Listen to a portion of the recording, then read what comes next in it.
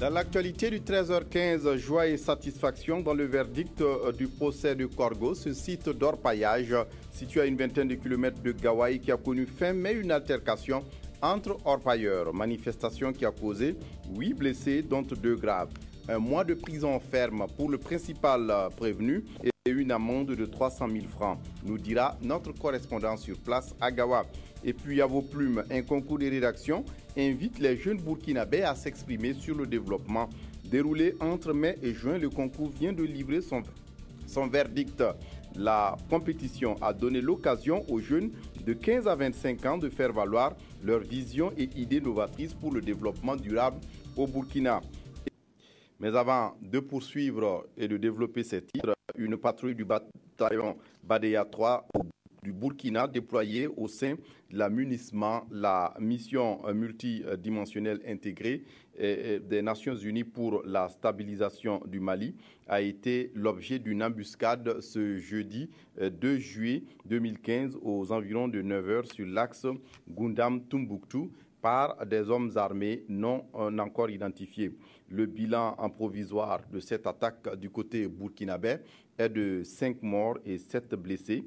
Des informations plus exhaustives seront communiquées ultérieurement.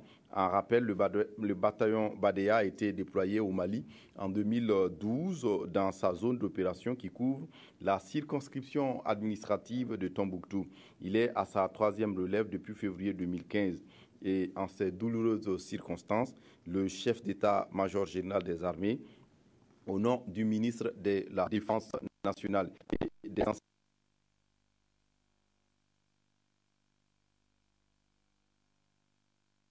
c'est une information qui nous a été parvenue par la direction de la communication de l'armée burkinabé. Après 2 reports, le procès de l'affaire Korgo du nom du site d'orpaillage de Gombloura qui vient de se tenir ce 30 juin à Gawa dans le sud-ouest du Burkina. Le tribunal de grande instance de la ville a statué sur le cas des prévenus Jérôme Da et Adou Noufé et de Gédéon Diolompo, tous poursuivis entre autres pour coups et blessures volontaires, outrage à agent public, incitation à la violence sur la personne d'un agent de la gendarmerie.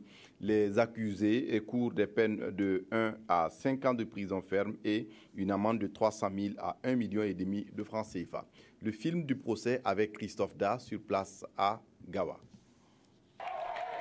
C'est une réjouissance qui a suivi le verdict de ce procès qui était visiblement très attendu.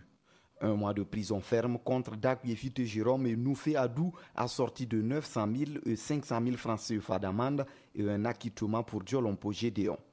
Un dénouement plutôt heureux pour des prévenus qui risquaient 1 à 5 ans d'emprisonnement ferme et 300 000 à 1,5 million de francs CFA d'amende. Au regard donc de l'exposé qui a été fait, qui a fait croire que les faits étaient extrêmement graves, j'estime que le tribunal a fait preuve de grande sagesse quand même dans sa décision. Avant la plaidoirie de l'avocat des prévenus, le procureur a requis 3 mois d'emprisonnement ferme, plus des amendes de 1 500 000 francs et 500 000 francs, respectivement contre M. Da et Noufé, et 100 heures de travaux d'intérêt général contre M. Diolompo. Issouf Sanou a dans la foulée demandé l'indulgence du juge envers les 3 accusés qui comparaissaient pour la première fois devant une juridiction. Ces jeunes étaient poursuivis entre autres pour coups et blessures volontaires, violences et voies de fait après une altercation le 25 mai dernier dans le site d'orpaillage de Korgo qui a provoqué la blessure d'un agent de la gendarmerie de Gawa. La gendarmerie nationale vient de recevoir de quoi renforcer ses capacités dans la lutte contre le terrorisme, le grand banditisme, la criminalité transfrontalière. La France lui a offert ce mercredi du matériel de pointe pour la formation des hommes et l'équipement des bureaux. C'est un don estimé à plus de 65 millions de francs CFA qui arrive au moment où la gendarmerie nationale s'apprête à mettre en place une unité d'élite de lutte contre le grand banditisme et le terrorisme. Viviane Tiendrebego pour les détails. La mallette que reçoit le chef d'état-major général des armées fait partie d'un des kits de police judiciaire que la France offre à la gendarmerie nationale du Burkina. Ça, c'est une mallette de prélèvement ADN. L'AVE n'est plus la reine des preuves. Il faut passer par des moyens scientifiques pour confondre les délinquants. Ce nouveau matériel de protection, de formation et d'observation vient renforcer les capacités de la gendarmerie nationale. Elle est engagée dans un processus de création d'une unité spéciale de lutte contre le terrorisme, le grand banditisme et la criminalité transfrontalière. Les textes sont déjà au niveau de l'état-major et le personnel est déjà en formation. Et très bientôt, donc, les documents seront soumis à l'instance, en tout cas du gouvernement, pour être adoptés. Pour la formation des hommes, la France a réaffirmé sa volonté de rester aux côtés de la gendarmerie burkinabé. Il y a un certain nombre d'experts techniques internationaux détachés auprès d'unités et également un certain nombre de gendarmes qui se déplacent en France pour acquérir des compétences nouvelles ou renforcer celles qu'ils possèdent déjà. La valeur du matériel offert est estimée à 65 835 000 francs CFA. Le Centre national de semences forestières expose depuis quelques jours son savoir-faire au public burkinabé. C'est un centre qui travaille sur des espèces locales et les journées portes ouvertes offrent l'opportunité de se procurer des semences forestières. Le ministre en charge de l'Environnement et des Ressources halieutiques, à l'occasion, a donné l'exemple en plantant symboliquement un arbre. Mounira Kéré, Ismaël Diloma, Sirima. Le Centre national de semences forestières, CNSF, ouvre ses portes au public. Ces journées portes ouvertes offrent l'occasion au centre de mettre en exergue les résultats de ses 30 années de recherche dans le domaine des semences forestières. On a produit à ce jour plus de 100 tonnes de plus de 300 espèces forestières ligneuses et herbacées. Donc vraiment ça c'est véritablement une contribution donc au programme de reboisement donc, de notre pays. Le karité, le néré, le baobab et l'anacardier sont entre autres les espèces locales d'intérêt socio-économique qui se laissent découvrir. Une opportunité pour les autorités de poser des actes qui interpellent sur l'utilisation rationnelle des ressources forestières ainsi que sur la préservation durable du patrimoine forestier. Nous avons eu l'occasion de constater en tout cas la qualité du travail qui est abattu par le personnel de ce centre-là depuis quelques décennies. Ils font un travail immense qui n'est pas souvent apprécié ou bien connu à sa juste valeur. Créé en 1983, le CNSF a pour principale mission d'approvisionner le Burkina Faso en semences forestières en quantité et en qualité afin de soutenir les programmes de reboisement et de production agro-silvo-pastorale. Je le disais en titre, entre le mois de mai et de juin 2015, la Banque mondiale au Burkina a lancé un concours de rédaction à l'intention de jeunes de 15 à 25 ans. C'est un concours, une initiative dénommée Une plume pour le développement. Un concours qui a consisté à donner la parole aux jeunes qui se sont exprimés sur la problématique de la pauvreté et les enjeux du développement durable pour le Burkina. Ce 30 juin, le concours a donné son verdict et les lauréats ont été récompensés en présence de Nathalie Sawadgo. Abdel Meguid Bassavé est étudiant en banque et assurance. Il a obtenu le premier prix du grand concours de rédaction, une plume pour le développement d'une valeur de $1000 américains. Le deuxième prix d'une valeur de $750 américains est allé à Bawensomde Kéré. Samiratou Patende Zinaba s'est classé troisième avec un prix de $500 américains. Ce concours a permis à plus de 300 jeunes du Burkina Faso de s'exprimer sur la problématique de la pauvreté. C'est une grande fierté. Aussi, on aimerait inviter les jeunes du Burkina Faso à participer à ces genres d'initiatives parce que ça favorise leur culture générale aussi et c'est une connaissance du pays.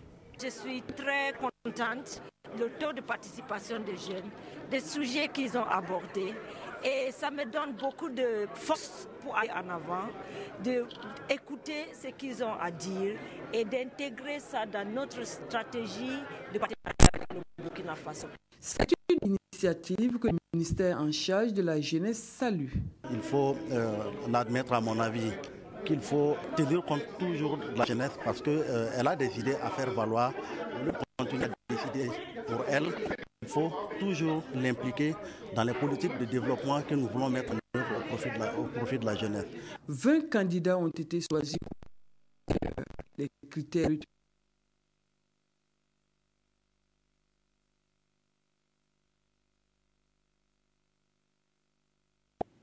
Dans ces efforts de développement durable, il faut compter sur les énergies renouvelables. Elles sont des énergies primaires inépuisables à très long terme. Ce matin à Ouagadougou, un atelier s'est ouvert pour aider les acteurs de la sensibilisation des populations, mais aussi les partenaires de l'utilisation de ces énergies renouvelables face donc au changement climatique et à la crise des énergies.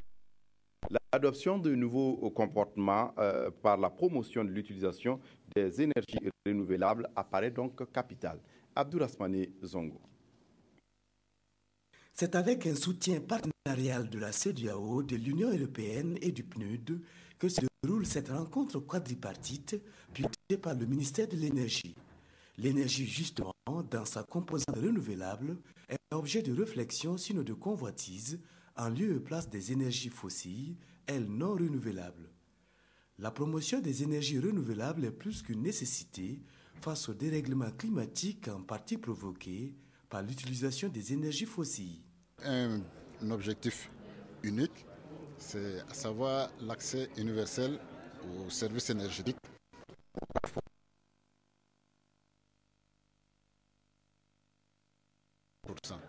Et à l'horizon 2030, on voudrait que finalement toutes les populations du Burkina aient un accès finalement aux formes modernes d'énergie, tant au niveau finalement de l'éclairage que de la cuisson et de la force motrice. Doit être dégagée de ce séminaire une feuille de route pour une nouvelle route de développement axée sur l'utilisation des énergies renouvelables. En d'autres termes, de nouveaux comportements sont à promouvoir en vue de contribuer à la préservation des générations futures, mais également de la planète tout entière face au réchauffement climatique. Pour la planification et la prise de décision, des données fiables apparaissent importantes. Et dans le domaine de la santé au Burkina, cette assertion est plus que valable. Les acteurs du domaine en sont conscients et espèrent à travers une étude lancée il y a quelques mois trouver les éléments à même de les permettre de réussir le challenge. L'enquête Sarah, puisque c'est d'elle qu'il s'agit, a consisté à réfléchir sur la qualité des données de 2014. Claudine Bikaba. Les acteurs de la santé sont réunis ici pour prendre connaissance des résultats de l'enquête SARA, Service Availability and Readiness Assessment. Cette enquête permet de disposer de données sur les mécanismes mis en place pour assurer des soins de qualité à nos populations et suivre leur évolution dans le temps.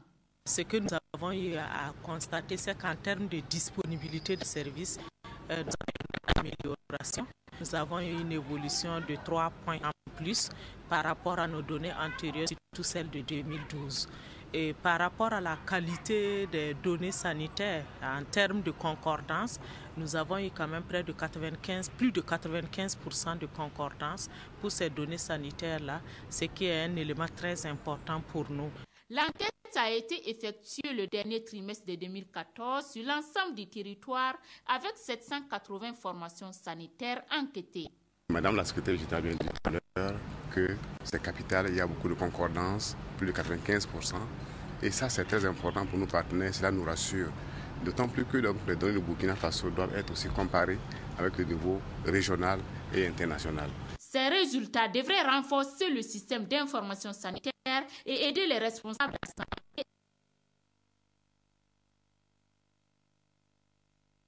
des données de cette enquête.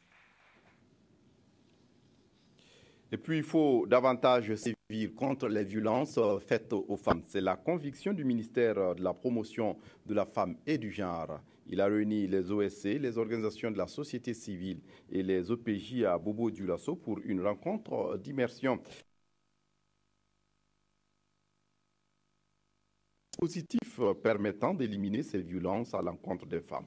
Moumouni Baro sur place à Bobo-Dioulasso. Cette rencontre vise à informer et à sensibiliser les acteurs du contenu de la loi portant prévention et répression des violences faites aux femmes. Malheureusement, ce dispositif est encore méconnu et de nombreuses femmes croupissent encore sous le poids de la misère à cause des violences exercées sur elles. Et parmi ces infractions figurent en bonne place les harcèlements sexuels, le viol conjugal et les accusations de sorcellerie. En plus du fait que les textes adoptés ne sont pas suivis, et de prendre en compte aussi certaines infractions qui ne sont pas contenues dans les différents codes qui protègent la femme. Et c'est dans cet objectif que la proposition de loi a été élaborée. Pour renforcer celles déjà existantes, d'autres mesures seront prises afin de donner à la femme toute sa dignité. On prévoit au niveau des postes de gendarmerie et de police des unités spécifiques qui désormais doivent s'occuper de ces femmes. Parce qu'on a constaté que très souvent quand les femmes arrivent avec leurs problèmes, c'est un peu banalisé. Au niveau de la justice aussi, on a prévu qu'il y ait un juge spécial. Les organisations de la société civile et les collectivités sont elles aussi invitées à jouer un rôle capital dans l'atteinte des objectifs, notamment l'élimination des violences faites aux femmes et aux enfants. Et parmi ces violences faites aux femmes figure en bonne place l'excision. Dans la lutte contre la pratique, la prévalence inquiète de plus en plus. Selon les chiffres du Conseil national de lutte contre la pratique, la prévalence est de 75% chez les femmes de 15 à 49 ans, contre 13% chez les moins de 14 ans. Une situation encore plus menaçante dans la Sicile et qui ne laisse pas indifférent le Conseil qui mène en ce moment une campagne de sensibilisation pour l'abandon total de la pratique dans cette partie du Burkina. Draman Guéni. Un théâtre forum en plein air contre l'excision à Léo.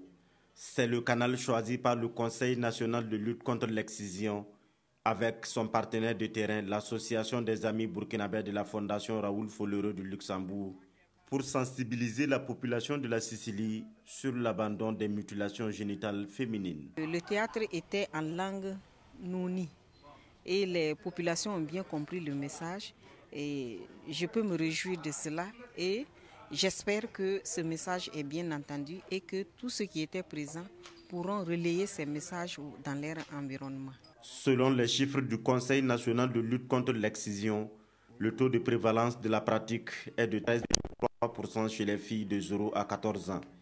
Quoi donc de plus normal pour se pencher aussi sur le cas des femmes déjà mutilées?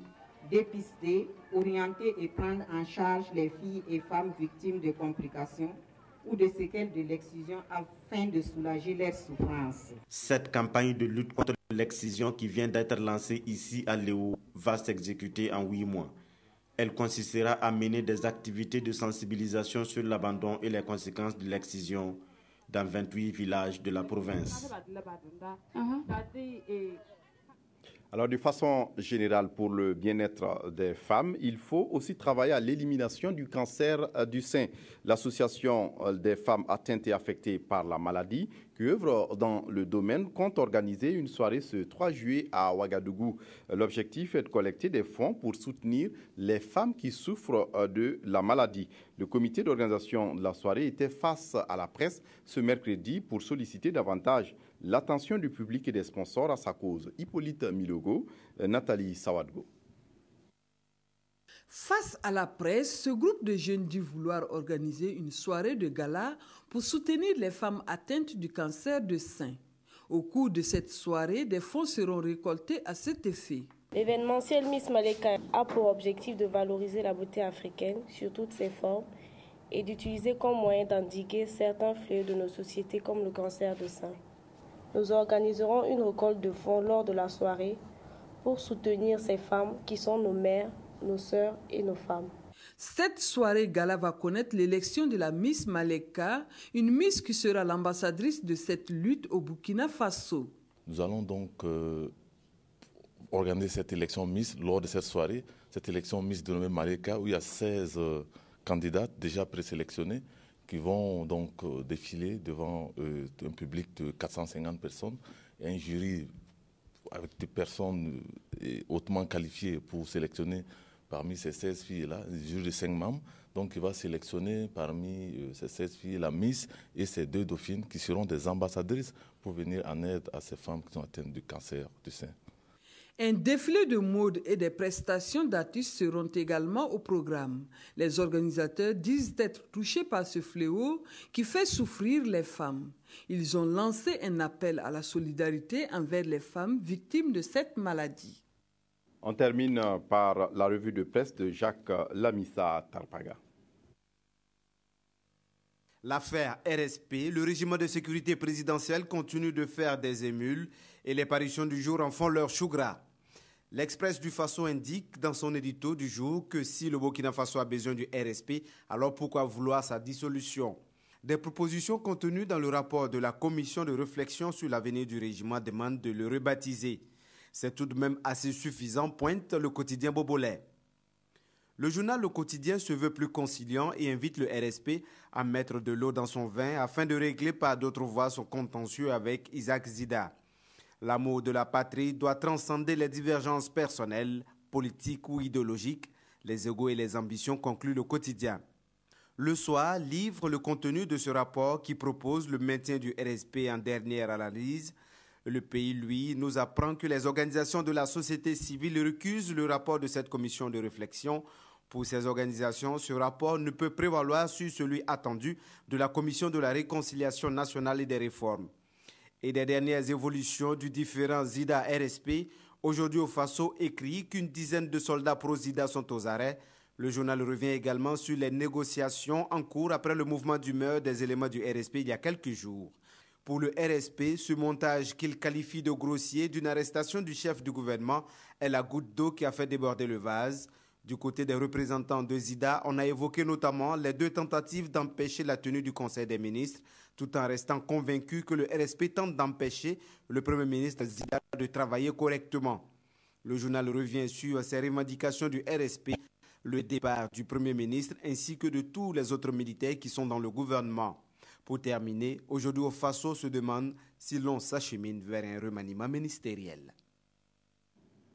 Je reviens sur cette information avant de vous dire au revoir. Une patrouille du bataillon Badeya 3 du Burkina déployée au sein de la MUNISMA, la mission multidimensionnelle intégrée des Nations Unies pour la stabilisation au Mali, a été l'objet d'une embuscade ce jour 2 juillet 2015 aux environs de 9 h sur l'axe Goudam-Tombouctou par des hommes armés non identifiés. Le bilan provisoire de cette attaque du côté burkinabé est de 5 morts et de 7 blessés. Des informations plus exhaustives seront communiquées ultérieurement. En rappel, le bataillon Badeya a été déployé au Mali en 2012 dans la zone d'opération qui couvre la circonscription administrative de Tombouctou. Il est à sa 3e relève depuis février 2015. En ces douloureuses circonstances, le chef d'état-major général des armées, au nom du ministre de la Défense nationale et des anciens combattants, présente ses condoléances aux familles éplorées et souhaite un prompt rétablissement aux blessés. C'est une information qui nous est parvenue par la direction de la communication et de les relations publiques des armées du Burkina.